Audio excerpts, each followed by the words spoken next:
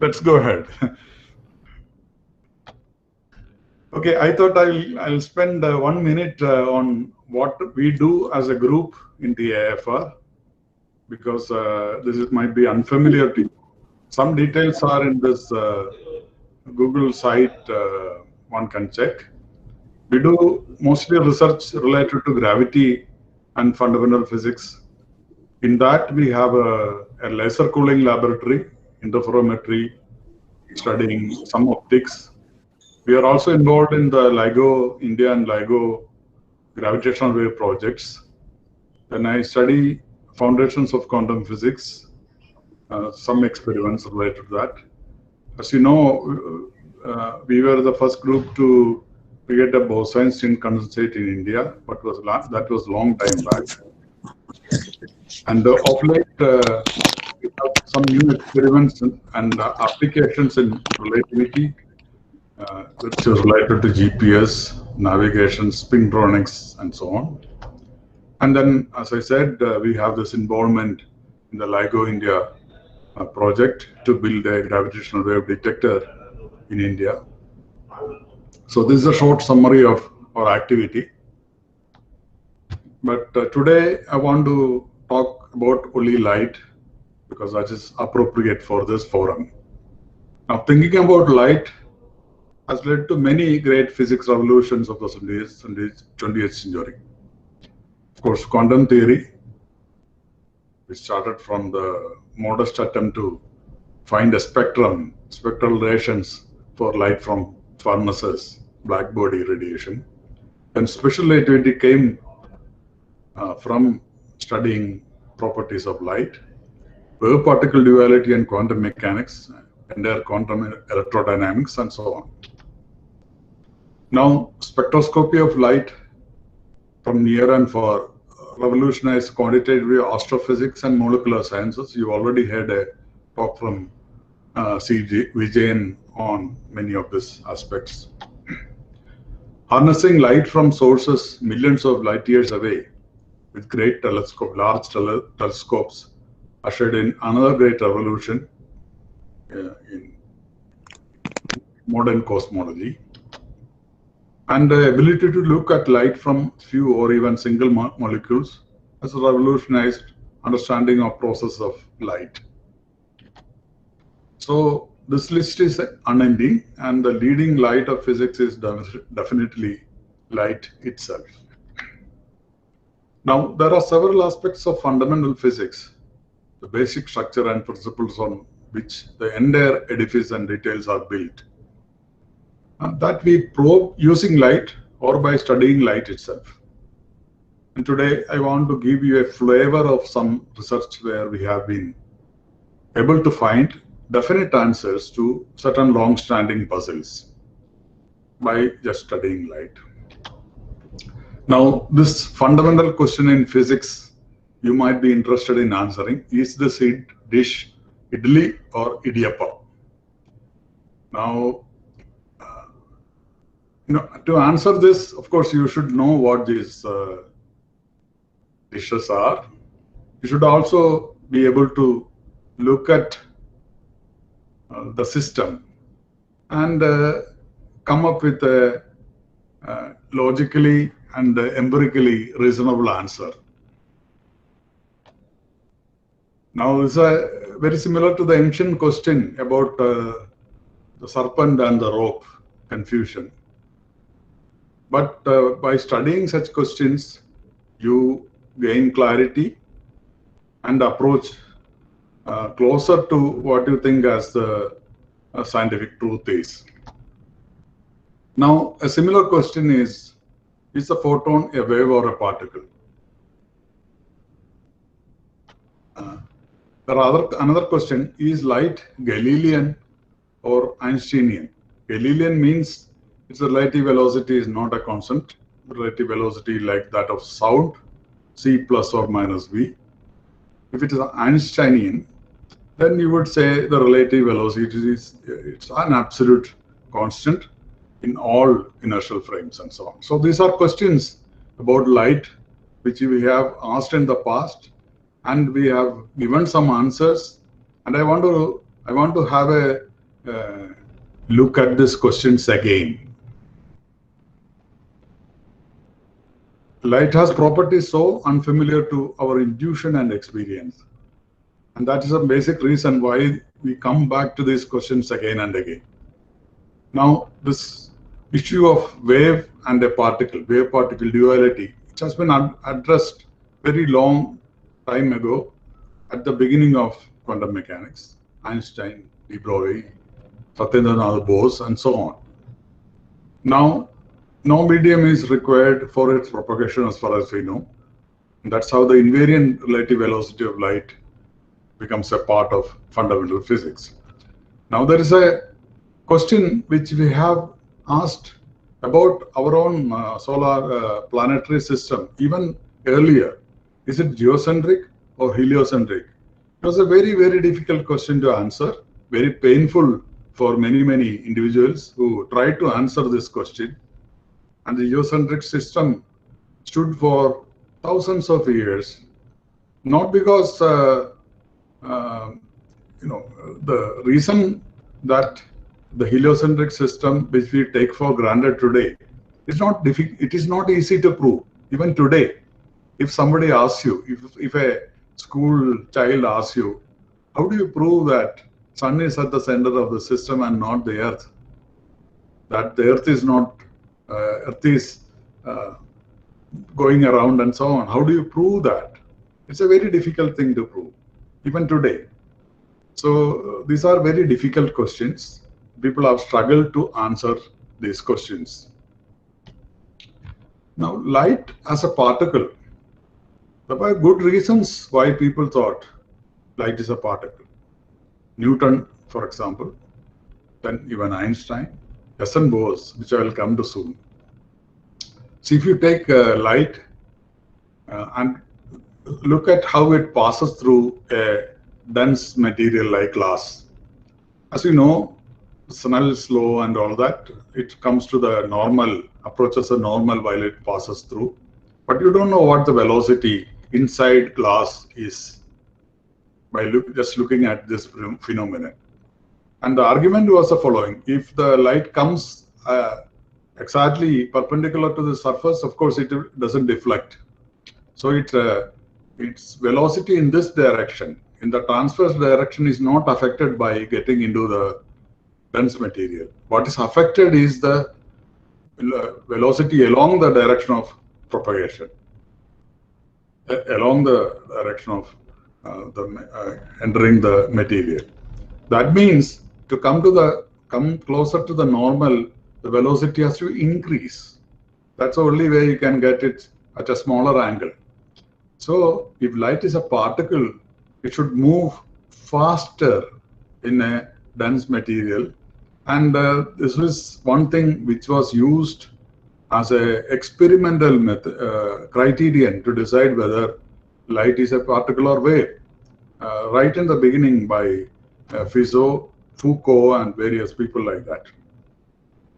Whereas if the light is a wave, as you know, which is also proposed by many people, when light passes through a dense material, at this point, for example, the wave has to retard so that the other part of the wave comes in phase with this so that it comes closer to the normal. So it's a very, very different logical argument which is required just to analyze a very simple phenomenon of refraction. If the light is a particle, its properties will be different compared to when light is a wave. And this was used in experiments, real experiments, to decide whether light is a wave or a particle. Of course, there is fringes and so on, but still, this controversy or the debate continued for almost a century. Then there are other phenomena, of course, interference, polarization, and transverse polarization, and so on. It's possible only when it is a wave. But there are other things which are much easier explained when light is a particle, like aberration, propagation in medium, and so on. Particle doesn't need a medium. Now, when you come to Planck's law of radiation, energy is treated as a quanta. particle. Energy is treated as just of quantum nature, of a particle nature. And Einstein, in fact, said energy is quantum. And that's how the photoelectric effect was explained. Then in 1923, when Bose looked at the Planck spectrum, Planck spectrum is this Planck energy density. There's a formula for that, which has many factors in it. There is a 8 pi nu square by c cube factor. Then there is a energy of one quantum, and then there's a probability factor here. So this law contains these three factors, and Bose, when looked at this particular radiation law, decided that it is not logically consistent, this derivation, because of a specific reason. In all derivations of black body radiation, people assumed to derive this 8 pi nu square by c cube factor, people assumed the existence of waves or wave modes inside a box and counted those wave modes, and that's how you get this 8 pi nu square by c cube factor. Bose argued photons are quanta, they are like particles. So they are not electromagnetic waves. So hence using this waves in a box picture to calculate Planck body spectrum is not consistent. Therefore, he decided to derive the same law using only expressions from quantum mechanics. And do you know about this famous letter he wrote to Einstein, in which he said, basically said, you will see that I have tried to detect the coefficient 8 pi nu square by c cube in Planck law, independent of classical electrodynamics. How he derived it is not today's topic, but just to indicate that it was simple derivation, he just considered the volume in phase space, and if you have a radius p, 4 pi p square, delta p is the volume of this particular element in the momentum space, and the real space there's a dv volume. And then he said basic relations are E is equal to h nu, P is equal to h by lambda. Use that and you get 4 pi p square dp as just 8 pi nu square by c cube factor once you also introduce two polarizations or two spin directions. So it's a very simple derivation which he did, but Einstein thought it was revolutionary. In fact, it was revolutionary because it didn't use any classical concept. Okay. But again, yours is a optoelectronics department, and there's optics, light, as well as electrons, and you are in a dual dilemma of wave-particle duality. Question is it wave or particle? Wave and particle, or wave or particle? Sometimes wave or sometimes particle? And these questions, you may think that it's all settled with quantum mechanics. No, that is not so. Let me give you why it is not so. You are very familiar with simple interferometers where you have beam splitters and mirrors. You can make an interferometer in a very simple way like this, and you can get fringes at the output. Same thing can be done with fibers. Fiber sensors and so on are done like this. You have a reference arm, there is a sensor arm, then you split light into two parts, then combine and so on, you measure. One is familiar with that. And if you take that kind of a system, whether it is photon or electron or atom, you can do this kind of experiment. Now, if you say that the quanta which goes into this interferometer is both wave and particle. Suppose you say wave-particle duality is both wave and particle. Then there's a serious problem, because then you are saying that in both parts there is the particle nature somehow felt. Of course, when you try to detect in one of these parts, you will see the particle only in one of the parts. You will not see in both parts. But then you try to say, oh, when you detect, you see in one, but before you detected, there was something in both parts. Wave-particle duality. Well, that is not consistent, because if you say that, you are violating all conservation laws of physics, because The particle which is in one path and in the other path, if the particle is in both paths, it has to be sharing its mass, charge and spin and so on in entirety. It cannot just share half the mass in one path and half the mass in another path and so on. It has to be entirely in both paths in full. If you say that there's a particle in both paths, then there has to be entire mass here and the entire mass here. So therefore, you are violating conservation laws. It's a serious problem. So it cannot be the matter, it cannot be the particle which is in both paths. Okay, so this concept of matter wave as something which splits in a wave, in a beam splitter, it's an entirely inconsistent notion in physics. People use it very freely, matter wave interferometer. It's simply wrong, because then when you say that, you are violating all conservation laws. Okay. However, if you take an interferometer like this, you know that finally there's an interference pattern here. Okay. And if you can do this experiment with particles one by one, photons going in one by one, electrons going in one by one, and so on. However, whether it comes through this port or the other port of the interferometer, you can control that. If the phases are adjusted to be an integral multiple of 2 pi, then it comes through one path. If it's an odd integer multiple of pi, then it comes through the other path. Definitely, it is predictable. In between, of course, you cannot predict, and you get a cosine kind of a probability. Now, even when this is predictable, the phase, total phase difference is controlled by what you do in both paths. Something which you do here and something which you do there.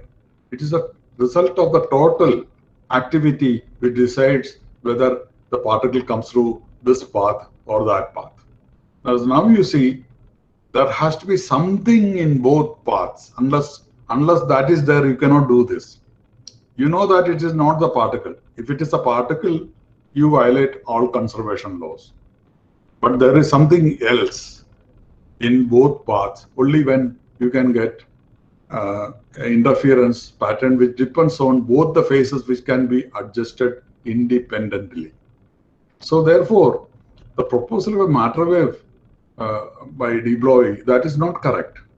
That is an old idea which started off the field, but it's a incorrect notion. Particle does not have any wave property. I want to state it very, very assertively that particle does not have any wave property. There is no experiment, absolutely no experiment that says particle has a wave property. The experimental proof is for saying there is something behaving as a wave in both paths.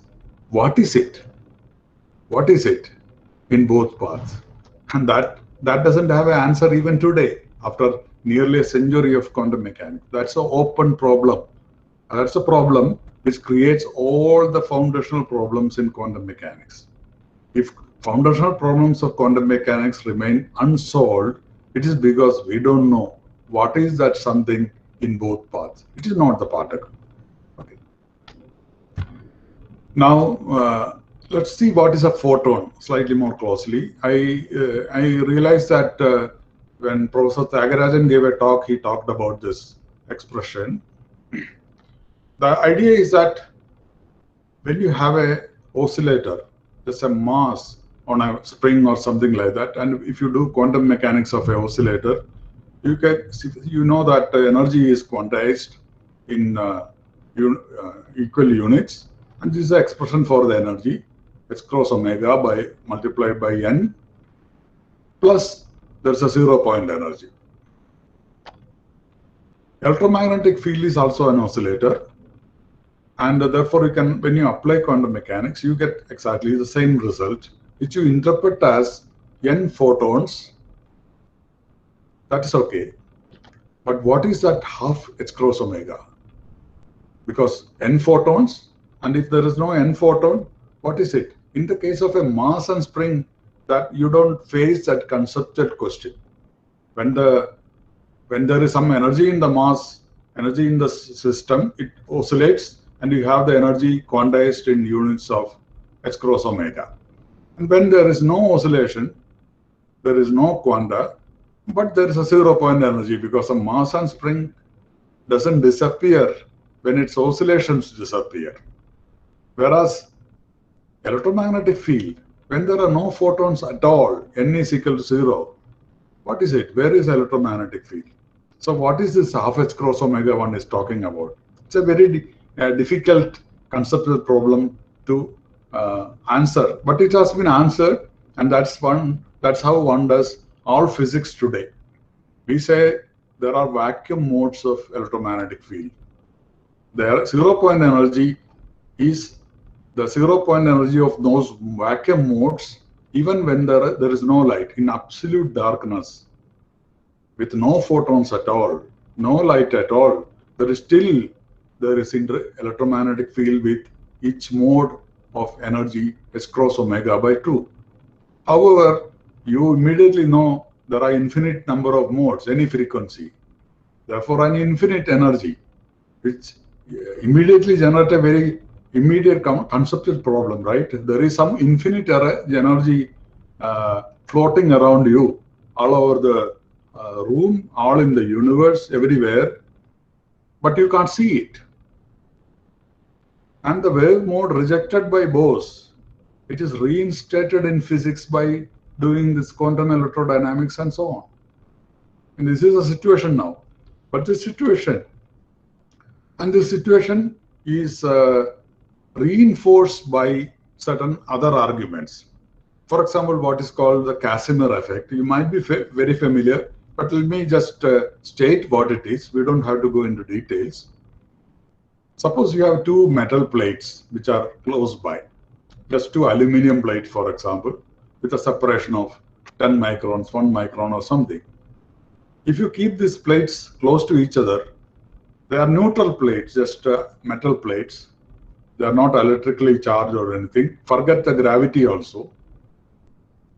Then these plates will come close to each other and stick together. This is a Casimir force. It's an attractive force between neutral plates. It can be considered like a van der Waals force at distance. Now, the usual explanation for Casimir force is the following. There is a vacuum modes of electromagnetic all over the world, all around you.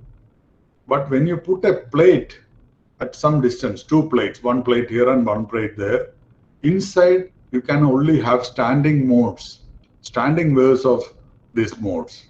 Not all modes, but a restricted number of modes. So the essential point is that inside the plates, the number of modes is limited. They are countable. Whereas outside, there is another infinity. Both are infinities, but this is smaller infinity than the infinity outside. So there is pressure, radiation pressure from outside is more than the radiation from outwards from inside the two plates. Therefore, the plates will come close to each other. That's one of the explanations. But this Casimir force can also be explained as due to the interaction, distant van der Waals interaction of the fluctuating atomic dipoles in one plate with the dipoles in the other. So therefore, this is not a convincing proof for the vacuum modes. Since we know that matter is real, invoking 0-point vacuum modes as a reason for Casimir effect is not logically very sound, but it can be done in principle. But severe problem is not that. If there is infinite energy, you can always say as a physicist, oh, if it's a constant energy, I will just subtract out from everything I do.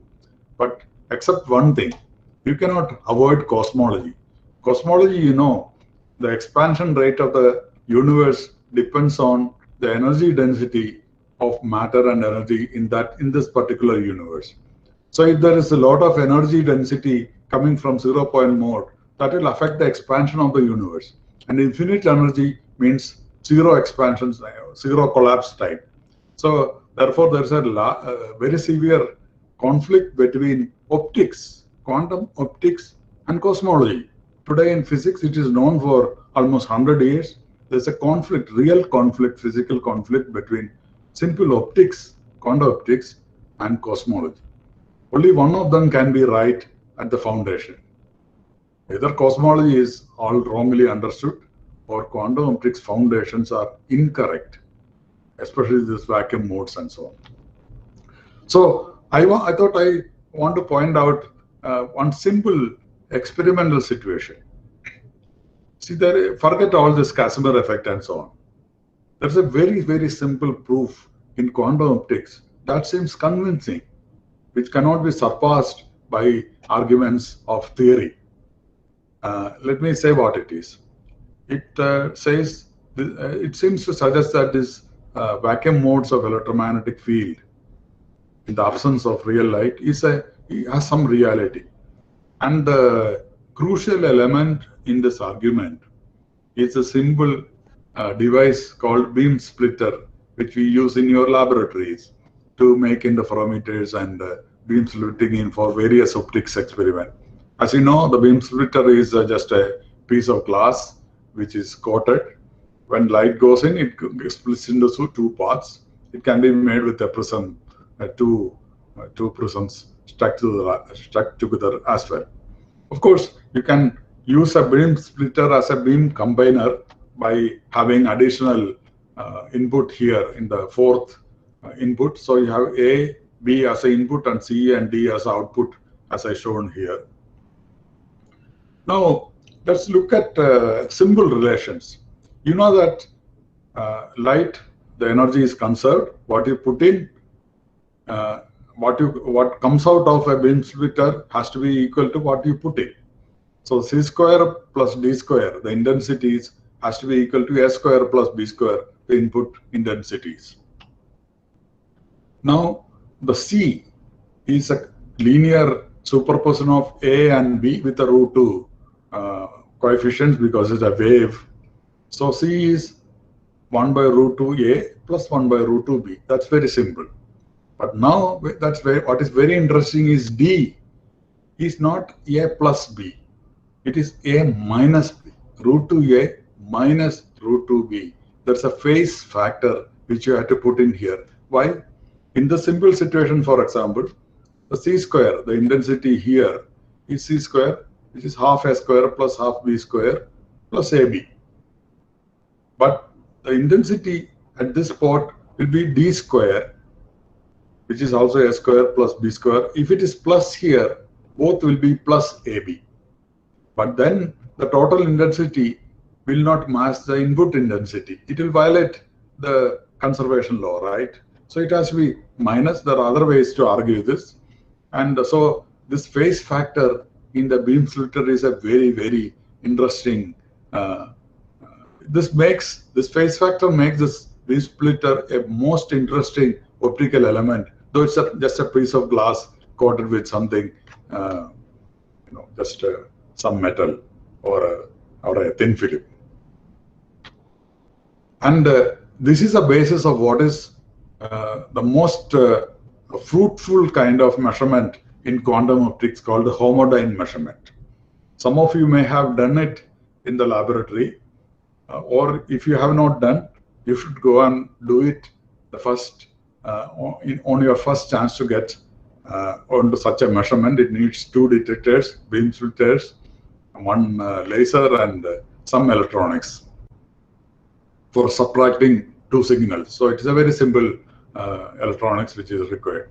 Let's look at what you put in, what I call a signal, and a laser which I call a local oscillator, L. Now both of these will have some noise, right? Which I call the noise in the signal as delta and the noise in the laser as capital delta. So all this adds together and combines here in the beam splitter and comes out. I'm not putting the 1 by root 2 factors and so on for simplicity. And then I take the intensity.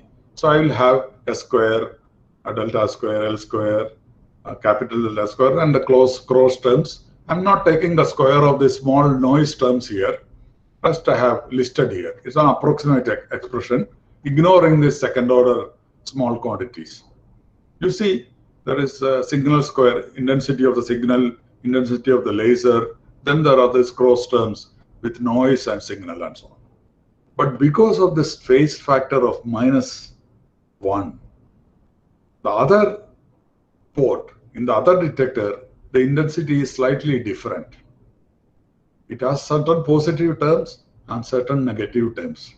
And now I do a differencing here using a simple differencing electronics. So I'm just detecting intensities and doing a subtraction. And what comes out is only the cross terms. All the other terms have disappeared. This is what is called a homodynamic measurement. It's the most important measurement in quantum optics and applications like gravity wave detection, because it amplifies. If the signal is very small and the laser intensity is very large, it amplifies. It gives you an amplified signal. Instead of S square, it gives you a cross product of L and S. So it's a very large signal. It's amplification of S by L, and it also gives you amplification of the noise in the signal. But the amplification, there is no noise of the local oscillator appearing in the output. So you can use any intensity you want for the laser there. Its noise is not appearing here. So it's a remarkable measurement, as you can see. We don't have time to go into how remarkable this measurement is. But now, let's say, I want to show you a surprise. Suppose I switch off this laser here, signal here. There is no output at all, no light coming through this particular port here. There's only this local oscillator. Suppose that's the situation. Then nothing should be there, right? If there is no signal here, its noise, signal, everything goes zero. Nothing should come out there. But when you make a measurement, what is actually seen is 4L delta. The same noise. The noise doesn't disappear. The signal disappears, noise does. So the signal disappears, the noise of the signal doesn't disappear. When you do this measurement actually, you should have got a 0, you don't get a 0. This is very serious, because this means that though the signal has disappeared, the photons have disappeared entirely. The vacuum photons, the half H cross omega, the vacuum, you can call it as a photon, but the vacuum mode seems to be coming in and mixing with the local oscillator and giving the exactly same noise. So the noise here must be what is called a quantum noise, and this is supposed to be the ultimate proof for the reality of the vacuum mode. So you cannot dismiss it. You can dismiss Casimir effect, you can dismiss cosmology, but you cannot dismiss this. This seems to be the proof that there is some reality to the vacuum mode. However, I just want to briefly tell you some experiment I did fairly recently.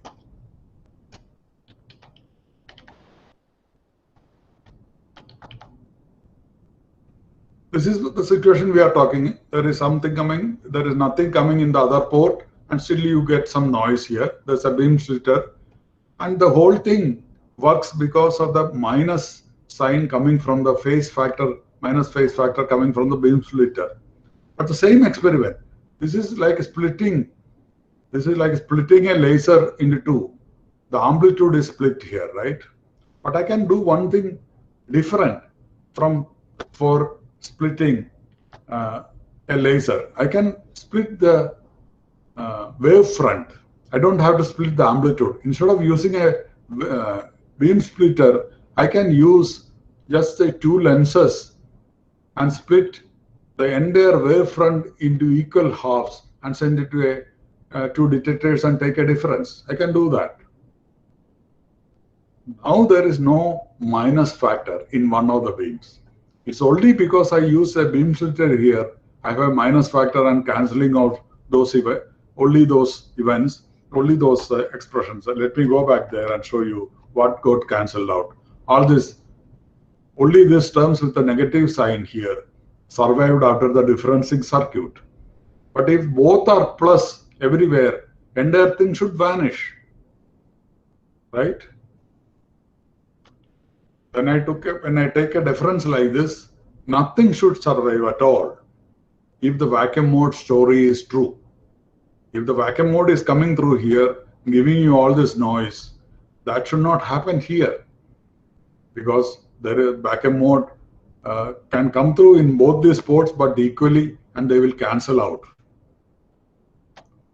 I did the experiment, and you get exactly the same result in both these experiments. There is no difference at all.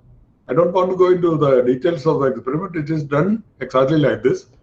One experiment use a beam splitter, and another experiment use two lenses and do this. But the results are exactly same. This black and the red spots. That means the story of vacuum mode coming through this port and creating quantum noise is just nonsense. That's not what is happening. There are no wave modes of quantum optics. Bose was right. Photons are particles. Maybe there is some other thing which is behaving as waves, but not the photon, not the vacuum modes of the photon, not the vacuum modes of quantum optical. The quantum optical zero-point energy is just a misunderstanding in quantum optics.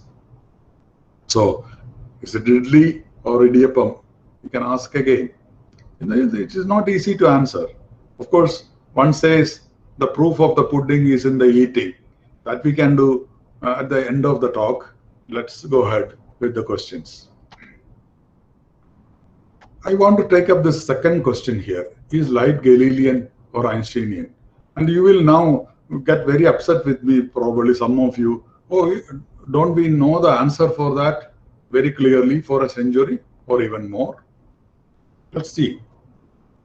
This is something very poetically written by a radio astronomer physicist called Charles Downman during Einstein's visit to Paris in 1922, which is a very famous visit for various reasons.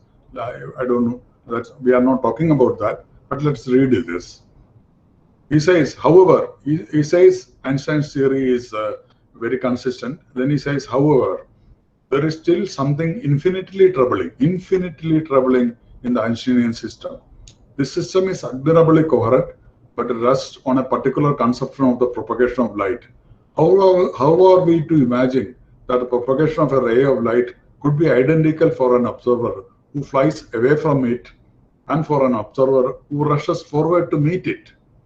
If this is possible, it is in any case inconceivable in our customary mentality. And no matter how hard we try, we cannot make the mechanism and the nature of that propagation intelligible. It must be confessed that here lies a mystery which eludes us. The whole Einsteinian synthesis, as coherent as it is, rests on a mystery, exactly like the revealed religions. So you can believe it, you can disbelieve it, but it is only that. The thing is, this postulate of the constancy of the velocity of light was never verified in any experiment in the last 100 years. That might be a surprise to you. You might think that this has been tested so many times. No, this postulate of the constancy of velocity has never been verified in any experiment.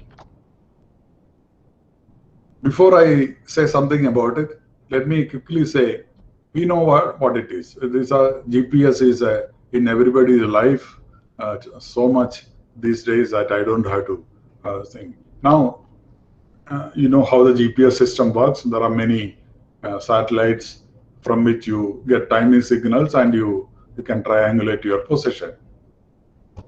So it is like this. So you are in some place on the Earth and there are several satellites from which you get timing signals. By using the timing signals, what you can do, you can use special relativity. So there is some timing signal coming, sent at time t satellite, and then it comes to you. There's a time difference here. If you know the time difference, you just use special relativity, which says the time has to be distance divided by c, because c is a constant. or distance is equal to CT is the formula which is used, which is independent of whether you are moving or you are stationary and so on. Satellites move. No, it doesn't depend on any movement. It's an absolute constant. That's what is used. This is what is to be used. The special relativity is right. This is this timing formula, or this is what is to be used in the algorithm which finds a distance between the satellite and the mobile receiver, right?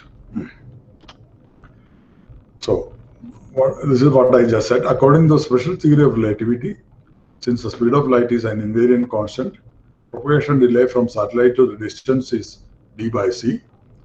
So if the time difference is delta t, range is c delta t. Very simple. However, suppose velocity of light was not a constant. Suppose it was Galilean, c plus v, c minus v, and so on. What would be the formula? Formula will be, of course, different. Delta t is d divided by c minus v magnitude, which you can calculate because this is vector addition you have to do. Anyway, when you do that, you see that it is d by c plus some little bit extra, right? Because if the velocity is small, then the delay had to be more. So the formula is different, d by c plus d dot v by c square, which is not special relativity. It is like either theory or any theory with the absolute frame. This is what you get. Then the range formula will drastically change. Instead of ds equal to c delta t, now you have c delta t minus ds by v by c square, because the range is not really that much. Range looked larger because delta t looked larger because the velocity was actually lower. So this is a new formula if the velocity of light is not a constant, really. So you can easily check now in GPS, GLONASS, NAVIC, so many GPS systems, GNSS systems are in operation. You can check which is a formula which is actually used in any of those. It turns out you can go and check. It is not this formula. It is other formula which is used, really used. Only then you remain on the road. Otherwise, you will go off the road in no time. So I want to state it as a fact. GPS in your light phone is your pocket proof and everyday reminder that you are carrying the burden of a grossly incorrect theory called special theory of relativity. Anybody can check and verify. Okay? So you will ask me, what about the Michelson-Morley experiment? Didn't Michelson prove that the relative velocity of light was a constant? Or people like that?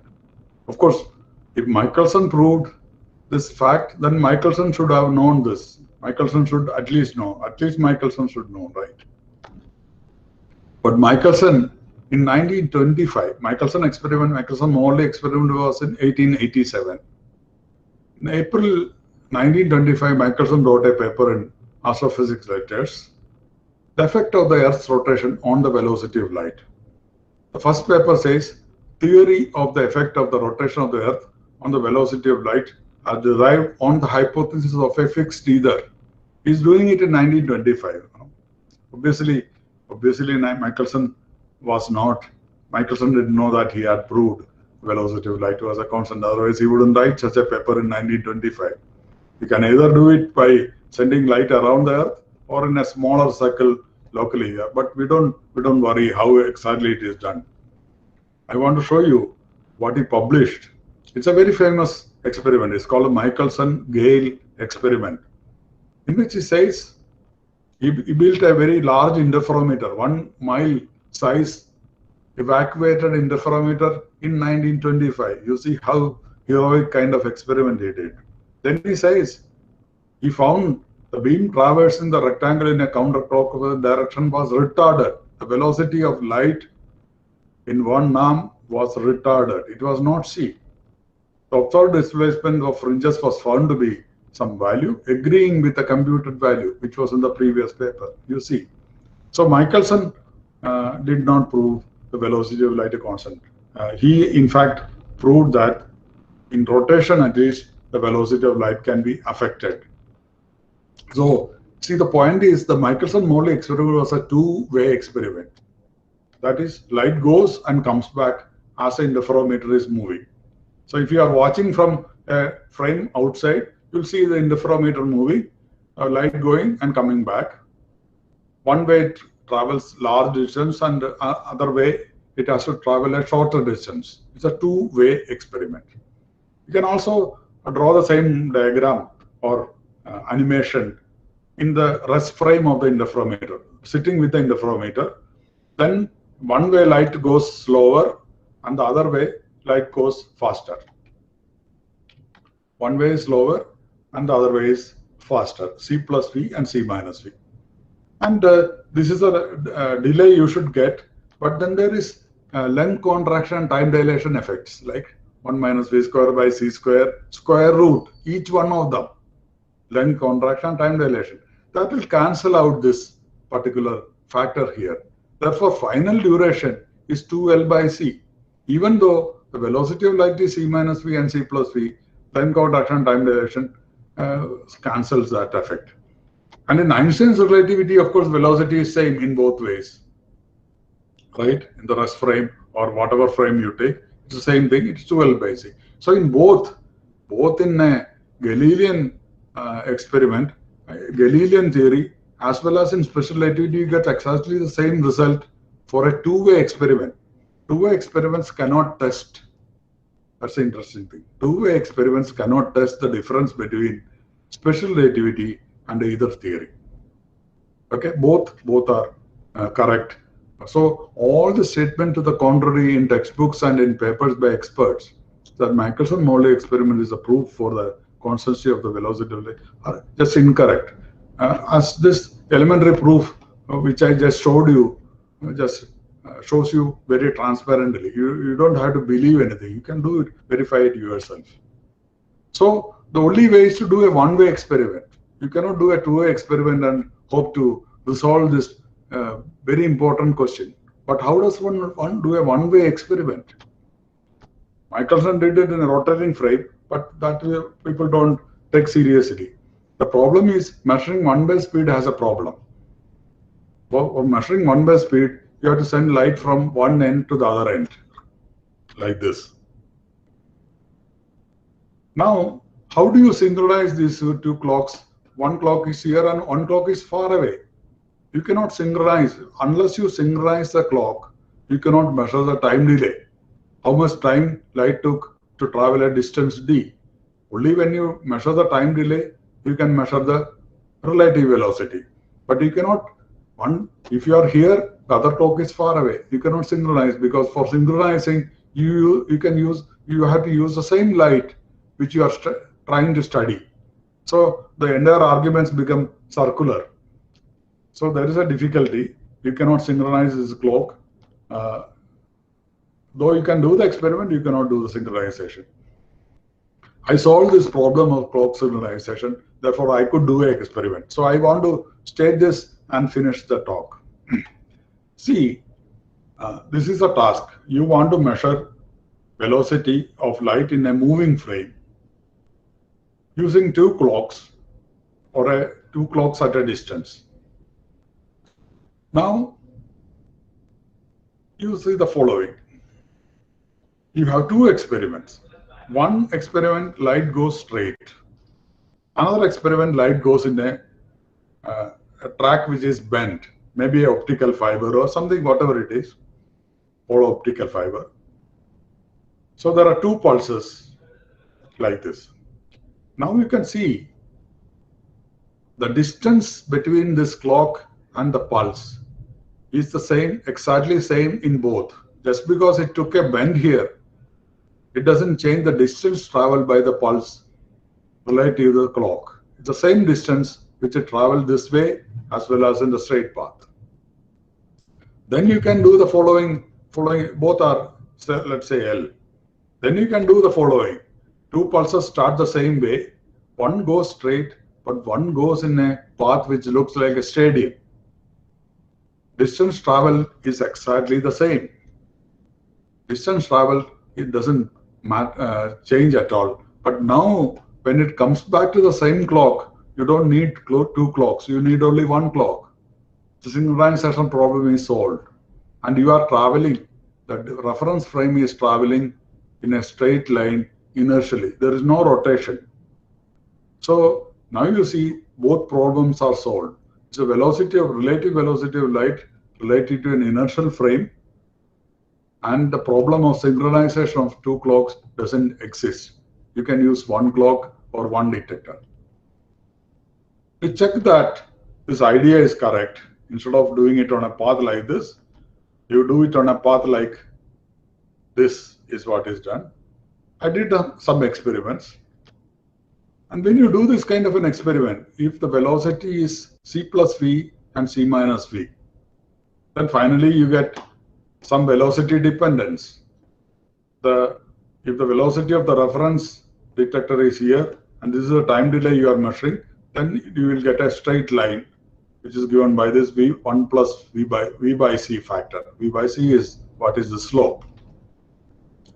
Whereas if special relativity is right, that the velocity is absolutely a constant, there should not be any dependence on the velocity. It has to be a flat line. When I do the experiment, I get this. But this experiment, I did not do it for light. This particular experiment, in which very clear Galilean velocity is done for sound. Because sound we know is already Galilean. So if I do this experiment of sound and verify that I get the Galilean result, I know that the experimental logic used in the experiment is correct.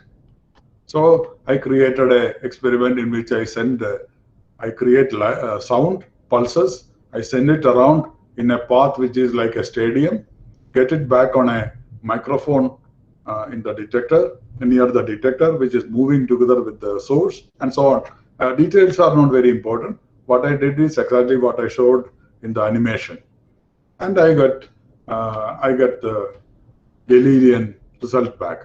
Now I can repeat the same experiment for light using an interferometer, like you do in a laboratory. Have a moving platform. Platform can move.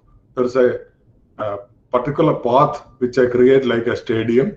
Light goes and comes back to the same detector, and I have two such light beams going in the clockwise direction and the anti-clockwise direction, so that I can do a measurement using interferometry. I don't have to do it, but interferometry is very convenient. And I get the same result with light. I get a slope which is equal to V by C. Exactly same. Let me show you a comparison. When I do an experiment for sound, I get a curve like this with the slope equal to V by C, where C is a velocity of sound in this case, and I get exactly similar data for light for a similar experiment, V by C. Here the C is velocity of light. So this shows that light is actually Galilean. That is why in GPS they have to use an algorithm which is not special relativity algorithm. We have been believing, we have been believers of special theory of relativity. We have been believing that the velocity of light is an absolute constant. It's a belief. But when you do a real experiment, solving all the conceptual problems, you get the truth. Light is Galilean. See, there is an interesting remark by Einstein. He says, the theoretical scientific researcher is not to be envied, because nature, or more precisely put, experiment, is a merciless and not very kindly judge of his efforts. She never says yes to a theory. In the best case, merely perhaps, but in most cases, simply no. If an experiment agrees with the theory, it means perhaps. But if it does not agree, it means no. Every theory is sure to experience its no someday. Most theories already do so soon after their formulation. Now it is Einstein's theory, at the turn of Einstein's theory, to face this no. in the face of a real experiment and real GPS data which you get in your mobile phones every day. Of course, you don't see that algorithm. It is hidden in the chip. But this is the algorithm which is being used in these things. Now, I again ask this question: is this dish idli or idiyappam? Okay, I don't get idiyappam here. I can get idlis. You can have a evening snacks with your tea, but these questions are not easy. As I said, you may have to look closer. You may have to have of course, if you if you have a closer look, a look in focus, a focused look, you can make out. Now there is no ambiguity if I ask you if this is this dish idli or idiyappam. That kind of focused look is what is required. Solving conceptual problems, the focused look is what is required to answer very deep questions like photon is, whether it's a wave or a particle, is light Galilean or Einsteinian, and there are many other questions. I just took 2 questions for discussion today. And you can go back to this old question of geocentric solar system versus heliocentric. It's a question like this where people struggle to answer. It may take 100 years. Sometimes it may take 10 years fast, but sometimes it can take hundreds of years to answer such questions. And what is important is that what has been already observed cannot be denied citing theory. Okay, it's very important. I wanted to give some references if you are interested in this, and I want to stop here. Thank you very much.